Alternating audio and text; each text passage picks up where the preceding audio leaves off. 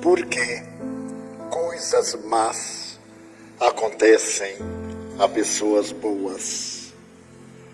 É uma questão que a todos nos interessa saber a diferença dos destinos, a causa mor das diferenças que constituem as nossas vidas. E essa questão deu lugar ao nascimento da filosofia. Foi exatamente uma dessas perguntas na Magna Grécia que deu início aos debates sobre felicidade, injunções malignas, a dor, o sofrimento e aquelas questões básicas: quem somos, de onde viemos, para onde vamos.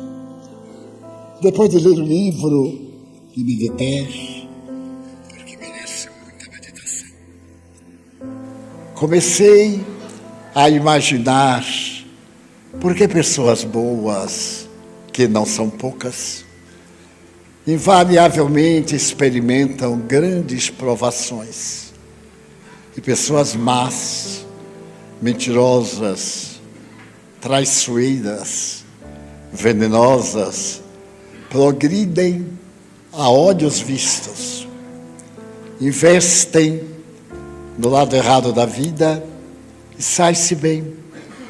É aplaudida essa personalidade, considerada modelo para os veículos de comunicação.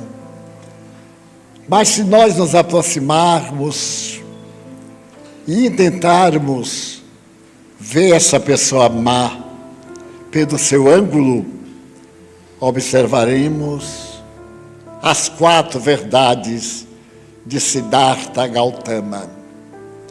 A primeira verdade: tudo é sofrimento.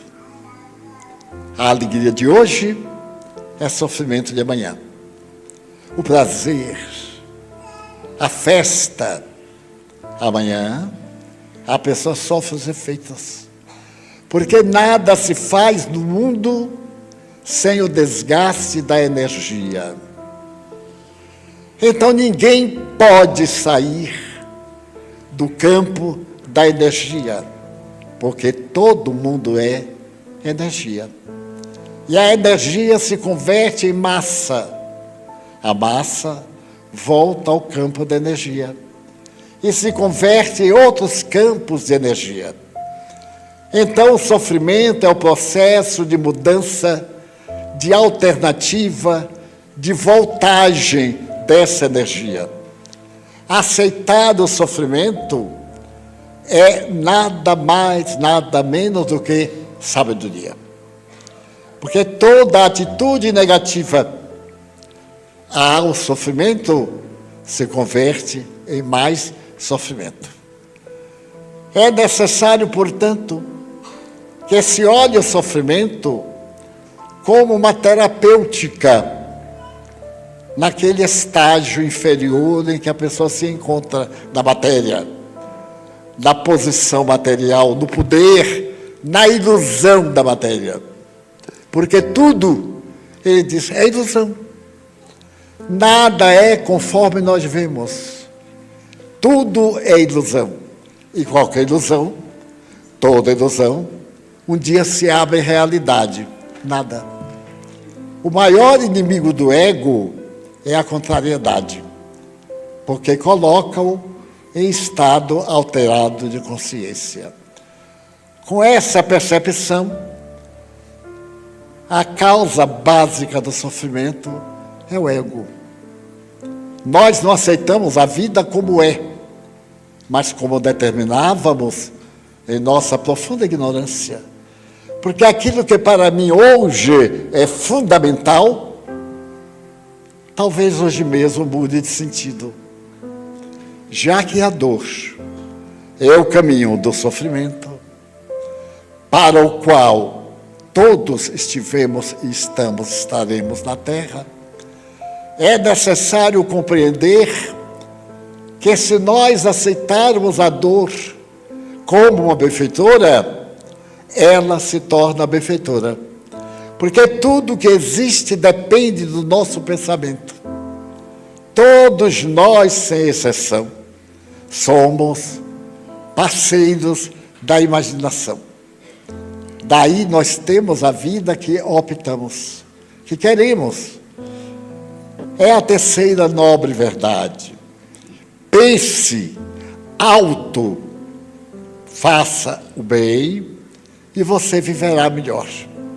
E por que os bons sofrem e os maus, naturalmente é uma regra geral, disputam alegria, prazer, são amados, e quanto mais vicioso, cínico, mais aplaudido.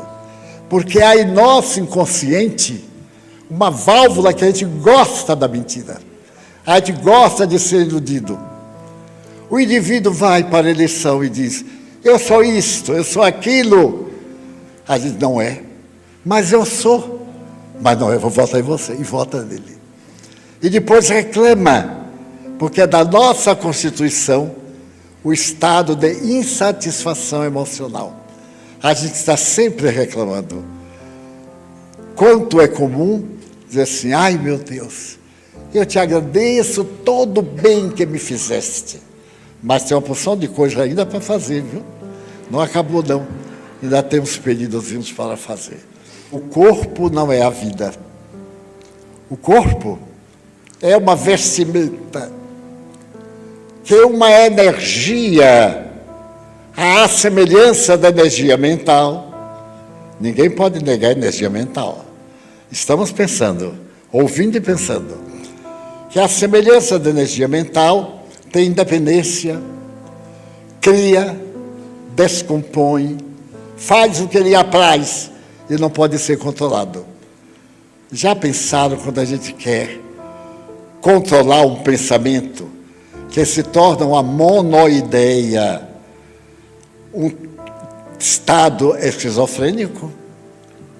O pensamento nos domina, porque ele é de uma fonte diferente da matéria. O cérebro, os neurônios, são o equipamento através do qual essa energia se materializa, como os fios elétricos, a lâmpada, o suporte, a tomada.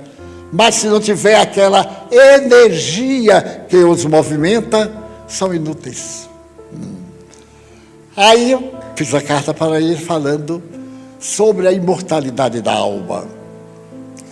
E que aqueles que hoje são bons, ontem foram maus. A vida tem essa sucessão de acontecimentos. Se nós, por exemplo, aceitarmos o sofrimento de qualquer natureza como fenômeno natural, a carga emocional de dor desaparece, ou diminui, ou se transmuda em uma outra sensação: ansiedade, indolência, preguiça, queda de atividades intelectuais, porque tudo é regido pelo pensamento. A reencarnação é o único modelo para explicar porque pessoas boas estão resgatando o mal que fizeram quando eram más. E pessoas más que ainda não resgataram esse mal, vêm e padecem. Eu aprendi com esses espíritos e com Chico Xavier a valorizar e a amar coisas tão originais que eu nunca pensei que aceitaria em minha mente como realidade divina e como necessária. Pois é, adaptei a mente e aceito hoje tudo que a lei de Deus estabeleceu. Assim, portanto, neste mês do Natal, que nós nos